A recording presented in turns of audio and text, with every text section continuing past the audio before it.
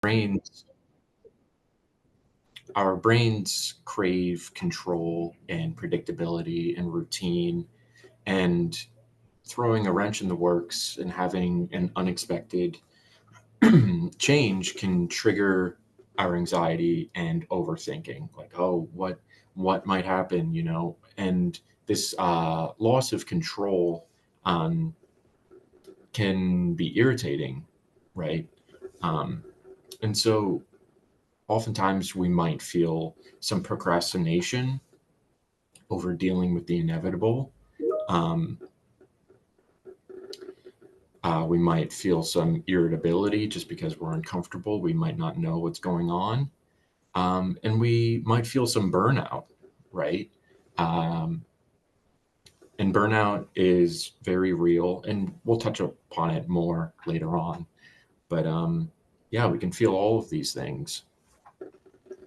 And so um, in the chat, if you would be able to put down some one or two things, if you feel like sharing, what are some things in life that could maybe feel as uncertain, you know, something ambiguous, something, a little gray, that school, yeah, the future, definitely. Yeah, because we don't have a crystal ball, right? We don't have any concrete way of knowing what's going to happen. Employment, job security, totally. A loved one being sick, of course. Any loved ones' lives, yeah, these are all great. Thank you very much. And so when we're dealing with these things, sometimes they can be like a constant force, like the future. We don't know what's going to happen, right? And some of these things can just come out of nowhere, right? Like an employment opportunity. They might go with someone else, or you might lose your job unexpectedly one day because of layoffs, something like that, right? And so, how can we do our part to reframe our mindset? And so, when we're faced with an uncertainty, we kind of tend to default to like a rigid, fixed mindset of like, oh, this is going to work. It has to happen this way. But in all honesty, the more rigid we become in our lives, the easier it is for the cracks to show and for things to not always go according to plan. And so it's crucial to sort of adjust your mindset to what's called a growth mindset. And what that essentially is being resilient, being adaptable, being fluid to things that are going on around you, right? So you go from I can't do this to I'm learning how to do this, right? Sorry, my voice is getting.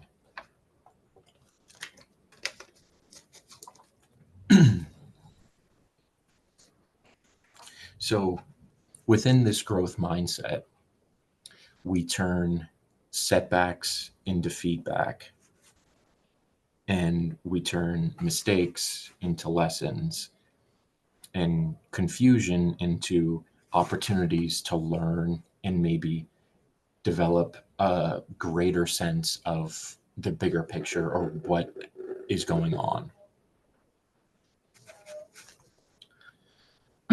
And the goal isn't to be perfect. We all would like some sort of perfection within our lives, but it's really to stay curious and to keep trying, because if something doesn't work once, it doesn't mean that we should never try it again, right?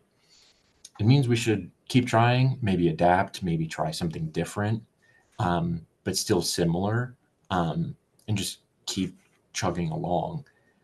Um, and staying curious, that part is more of trying to find ways to work around something, like a problem. You can come up with a very unique solution to something, or just wanting to figure out something more about a subject or an issue that's going on. And so now I would like to talk about emotional grounding. And so grounding yourself emotionally is very important when you're dealing with uncertainty and with things not always aligning with what we want or what is necessary for us. And it's good to find stability in small daily practices that can kind of remind our brain and kind of trick our brain into not really trick, but kind of reassure ourselves that we're safe and capable and doing something that works for you, because all of us are different. We all lead different lives. We all have different ways of thinking and likes and dislikes. And so doing something self-care related, therapeutic, you know, that works for you, that works within your life and your day-to-day life. Um, and it's very important because these techniques teach our bodies to self-regulate, and self-regulation reduces anxiety, and it helps you think more clearly when stress happens. I know that if there's like a massive test coming up or a final or anything like that, um, the anxiety starts to set in, and we might be cramming or you know staying up late, trying to study for something, and all that's doing is like kind of creating like more anxiety. But sometimes it's necessary to do those things. Um, but the point is to kind of take a step back and to ground yourself and be like, okay, I'm all right. I can do this. I'm capable. And it really helps in reducing your anxiety. And building emotional resilience isn't really about pretending that everything is fine that's going on, right? Um, it's really about being able to recover when, if things go wrong or when they go wrong. Um, some key points are to acknowledge how you're feeling, being able to rest when needed, and bouncing back at your own pace. Because sometimes we might feel like, oh no, I need to do this, I need to complete this in a timely manner. But also, we're not doing ourselves any favors if we are completely stressed out and we're not thinking clearly and we haven't, taken a break in a while. It's very important to take a step back and allow yourself to go through the emotions and go through everything and really settle yourself, and being able to come back um, awakened or with like a fresh perspective, um, and giving yourself a lot of grace. I know a lot of people are their own worst critics, right? But it's kind of, it takes some time to give yourself grace and kind of refuse to give up after the first attempt, right? And it's okay to ask for help early, you know. It's okay it's great to be flexible. Um, and if something does go wrong, don't see it as a setback.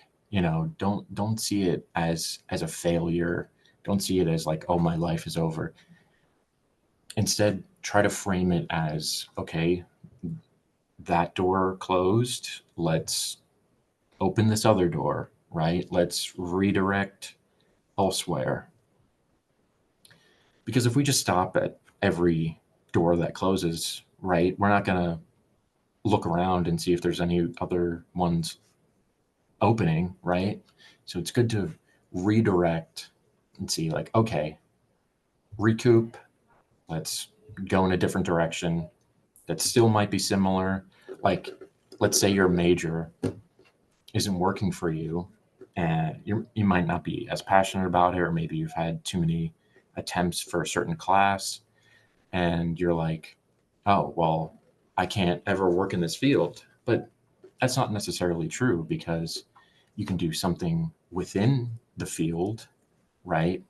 Just because, you can't go through this track, you can go through something else and still be in that environment, right? And still be a a figure there, right? And so this is something that I researched that I really liked, and I thought it would help out a bunch in this presentation. They're called certainty anchors. And these are reliable habits that keep you afloat, keep you steady when, certain things in life can feel a little hazy, can feel a little uncertain, if you will. Um, but they are these little constants that make your life predictable in a fulfilling way. And so, what do I mean by that? So, like, let's say you have, you know, I do Duolingo every day at 12 p.m. I have that to look forward to. I walk my dogs at night. I have that to look forward to. And so, like, there are these certain things that you can do where you have uncertainty and, you know, am, ambiguity built in, right? Because that's just life. But then you have these sort of things that you can look forward to where it's very stable in those moments, if that makes sense. Um, and it doesn't have to be strict, right? Like, I don't do my Duolingo every day at 12 p.m., right? It's something I strive towards, but it just has to be consistent, because consistency is key, especially when you're trying to develop healthy coping strategies or just healthy habits in any form of the word, right? And when you have these anchors, you feel more grounded and you know what to expect in at least one part of your day, right?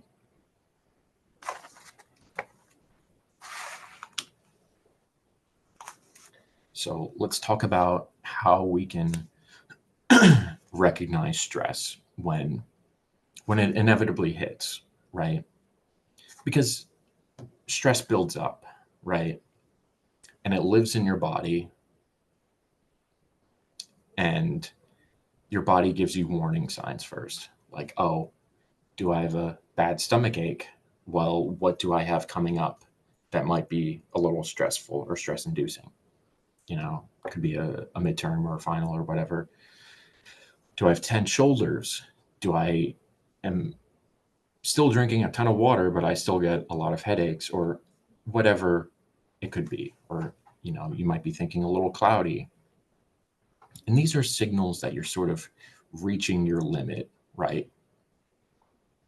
And instead of being like, oh, it's just a stomach ache, right? It's just a headache. My shoulders are tense because I slept weird last night. Instead of shrugging it off, ask yourself what you need, right? Do a real thorough mental and physical check-in, right? Ask yourself what would make me feel good or better about this situation right now. Do I need to lay down? Do I need to, talk to a friend or talk to counselor, therapist, or professor, anyone? Do I need to take a walk? Do I need to be in nature, touch grass a little bit? Do I need to just do something mindless for a little bit? Because the sooner you notice something is off, the sooner you're able to avoid burnout. And burnout comes in a variety of fashions. It might be job burnout, it might be academic burnout, It could be, familial, where like everyone's just on your last nerves, right? And you just feel just done. You don't want to continue to do something anymore. Um,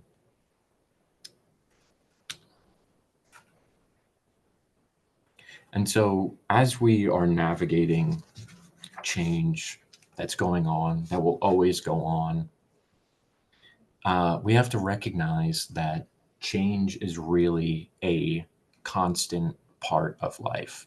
And that's, the beautiful thing about it is that it's never the same all the time, that it's always changing, it's always fluid. It no 2 days are alike, you know, no two experiences are the same. And so it's okay to give yourself permission to feel this discomfort or disappointment or any sort of, emotion like that, because these emotions are entirely and completely valid that you're feeling, right? But what you also have to be cognizant about, aware of, is that change brings new opportunities that you didn't really know were going to happen or you didn't really plan for. And it might open a new avenue of a job or an academic interest or a hobby that you like, that you didn't think you would like. Oh wow, like I really like knitting now. It's just an example. I can't knit. But what I'm trying to say is that growth rarely feels comfortable, right? We don't want to be in a state of contentment all the time, because nothing's going to change. We're not going to grow as people, as, individuals, and develop further, without those uncomfortable times. But it's always meaningful. You always learn something out of a transition period in your life, um, which is the best part. And then you're going to look back 2-3 years later and be like, wow, I thought that was difficult compared to, how I feel now. And then going through the same thing, you're like, oh, I got this. This is fine. Right. Um, it's like a block of marble. I know I made this analogy last time, but it's really true. It's like a block of marble that you just keep inching away at, and eventually it becomes this magnificent sculpture. But there's a lot of hard work and hard, maneuvers to get to that point, right? And the end result is like it's a very beautiful sculpture, and the analogy is that's us, right?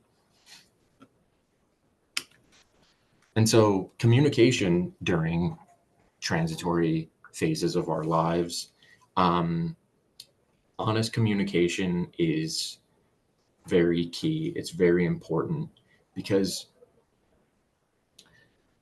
other people might not know what we're going through or what we might need unless we tell them.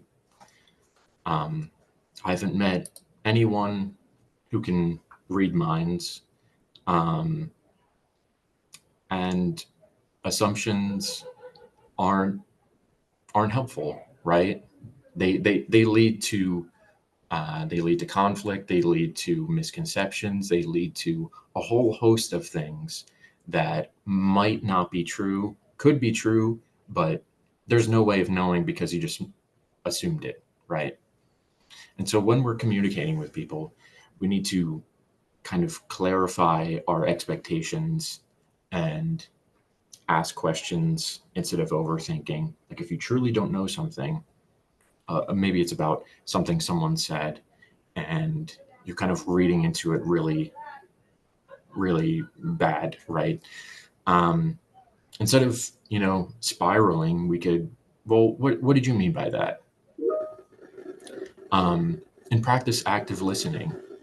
Um, Active listening is one of the best skills you could ever develop because it makes relationships with professors, with friends, with loved ones, with employers, with anybody. Um, it makes them um, more deeper. It makes them um, more meaningful, and it kind of creates this sort of even ground that everyone's on because you're both acknowledging that you're fully listening to what each party is saying, right? And it's all about clear communication because clear communication turns this uncertainty, this, ambiguity, this kind of murky area into a potential collaboration with someone, and collaboration could mean anything. It could just be someone helping you out, you helping them out, or helping each other out. Um, it's very helpful. It's very crucial. Oh, jeez. And so as we're going through life, as we're going through changing and or changes, um, we need to practice self-compassion or self-love or self-care, whichever term you would like to apply to this. Because self-compassion essentially means that you're treating yourself with the same amount of kindness, the same amount of grace that you would give to someone else, to a friend, to a loved one, to a professor, to anyone, right? Who's going through the same thing, who's going through a rough patch, right? Because if we're willing to give it to them, why aren't we willing to give it to ourselves, right?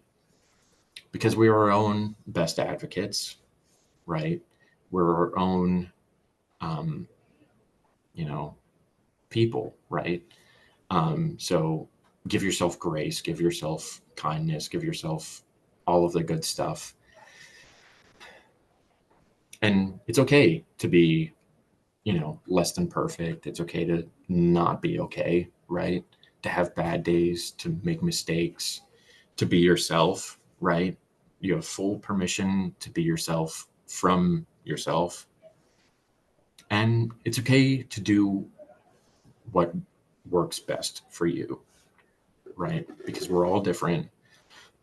We're all different people and we have different wants and needs and, you know, hobbies and likes and dislikes and everything.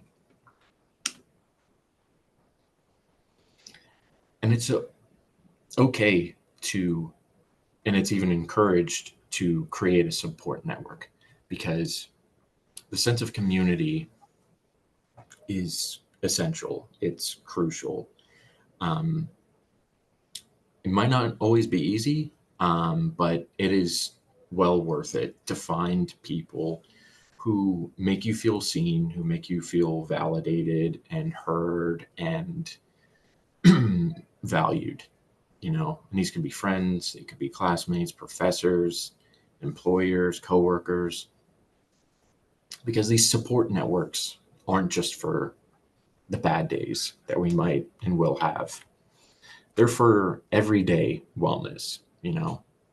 We we should be talking to people, on the good days, on the bad days, on the medium, on the okay, whatever day, because we all help each other. Because more often than not, you will find people who feel the same way, the same anxiety about change, the same anxiety about uncertainty. Um,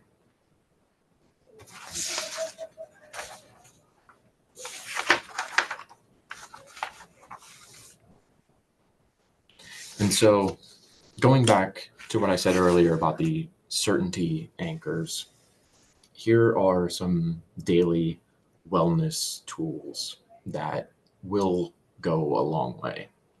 And these are very simple, consistent habits that you can start practicing today if you wanted, right? So deep breathing.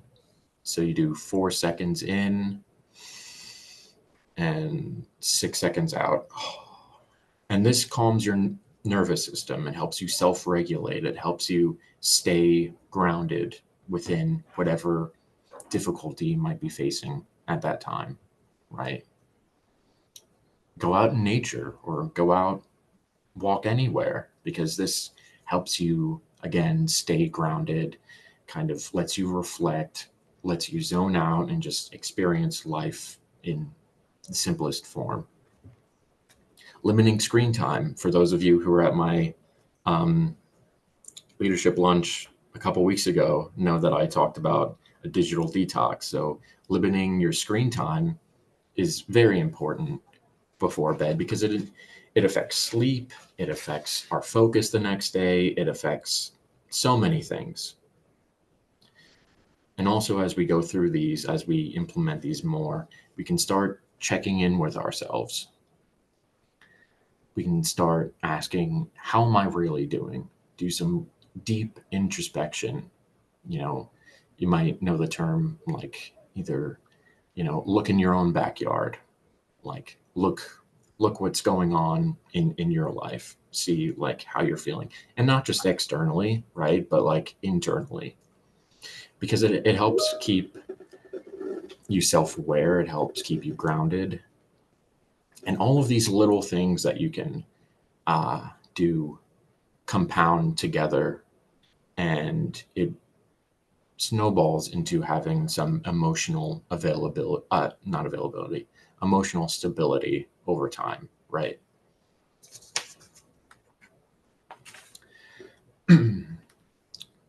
So, some practical steps for thriving.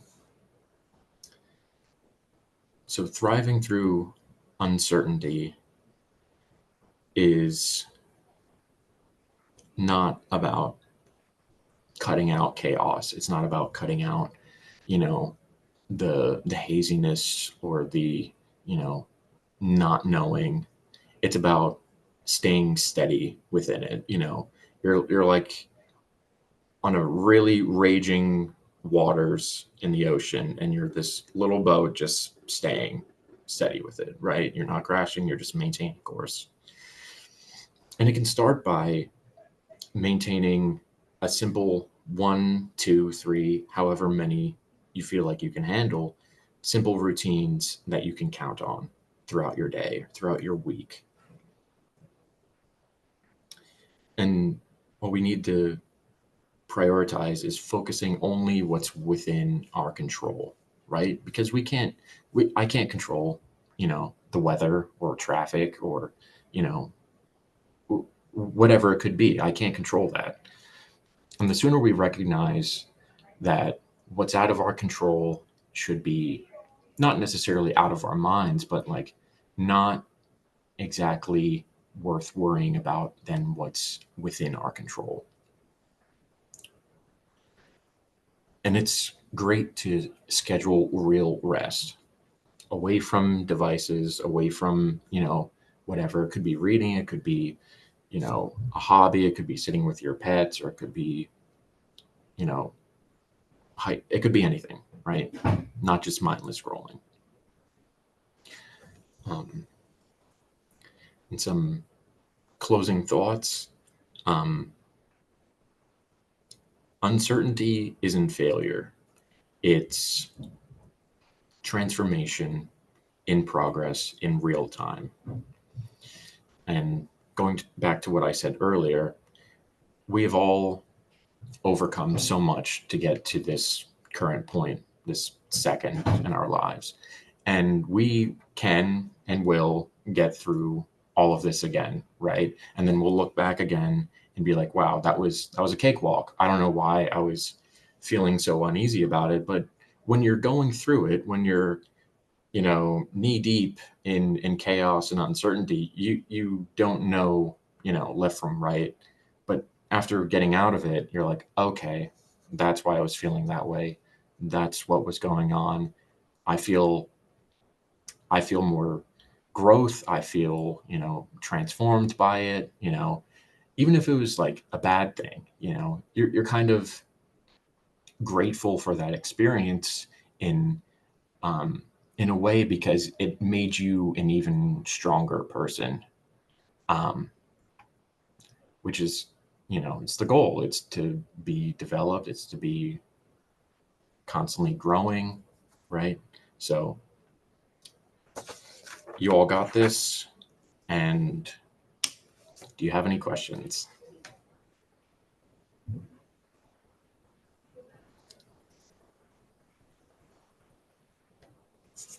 If you wanted to unmute, you can, or you can put it in the chat.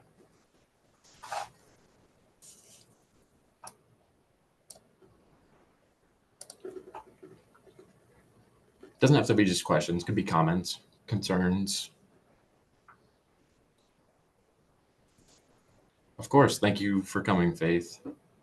Thank you for coming, Elijah. Thank you, everyone, for coming. I really appreciate it. I hope this was helpful. Yeah, I agree, Benedict. Thank you.